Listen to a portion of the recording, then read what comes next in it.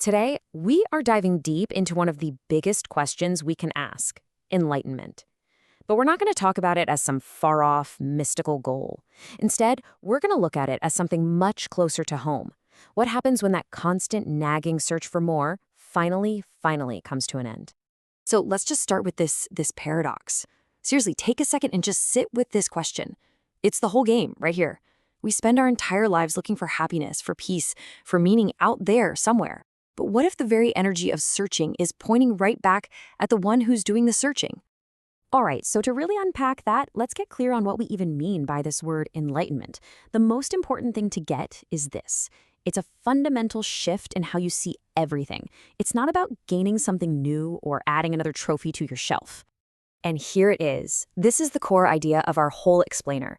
It's not about becoming some kind of superhuman or floating off the ground. It's a fundamental and, this is key, an irreversible shift in your perception.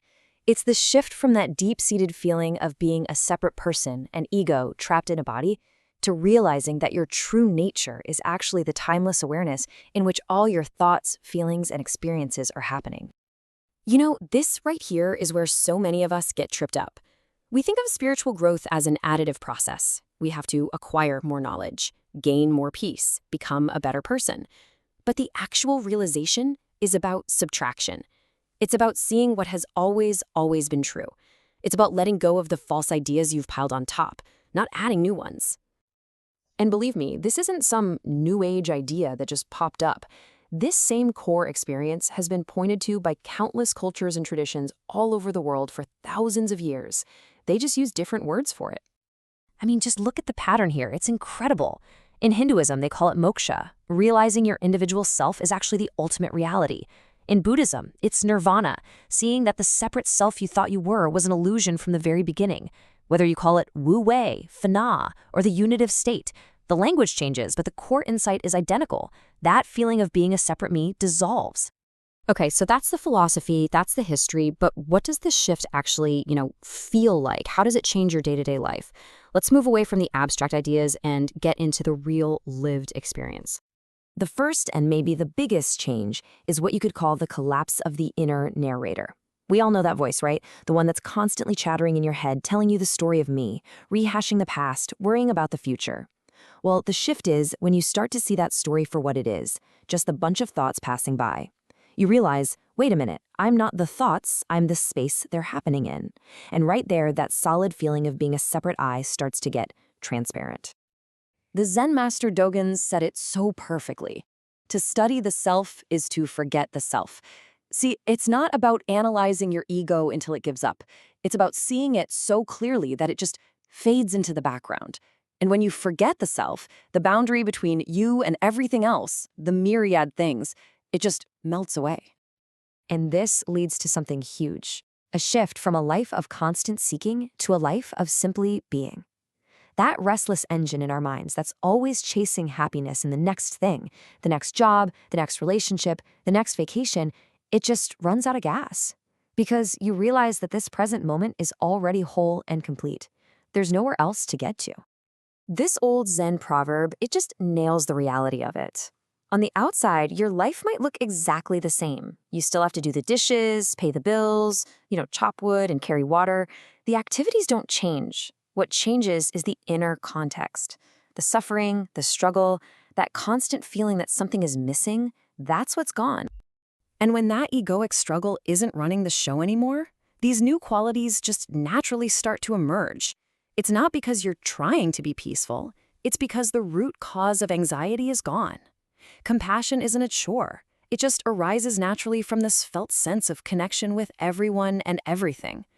And your actions become clear, spontaneous, because they're not being filtered through that constant chatter of the ego's fears and desires. Now, for anybody out there thinking this all sounds a little out there, a little too mystical, let's bring it right back down to earth and ground it in science. What does this ancient experience actually look like from the perspective of modern neuroscience? Let's talk about your brain on oneness. And let's be super clear about something up front. Neuroscience can't explain what consciousness is. That's still the great mystery. But what it can do, which is amazing, is it can map what the brain is doing when people report having these profound experiences of unity, of non-duality. And what they're finding is absolutely fascinating.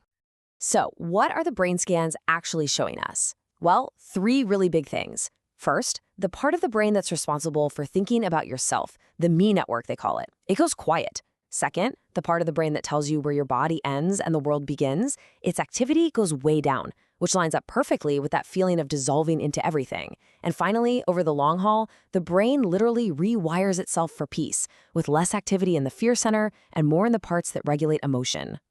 So let's bring this all home. We started this whole thing talking about the search, so it's only fitting that we end with the end of the search, which isn't really an end, it's more of a homecoming. This beautiful little parable says everything we've been talking about.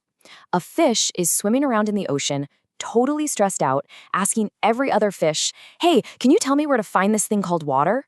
It's the perfect metaphor for the human condition. We are the very awareness that we're looking for. The seeker is already what is being sought. The search itself is the only thing that was hiding it. So to wrap it all up, awakening isn't some prize you win at the end of a long journey. It is the simple, shocking, liberating, and deeply humbling realization that what you are, what you've always been, is the awareness in which the entire movie of your life is playing out. It's not something you get, it's what you are. In the end, the whole search collapses with the simple, direct seeing that you were never separate from anything to begin with. The fish realizes it is the water.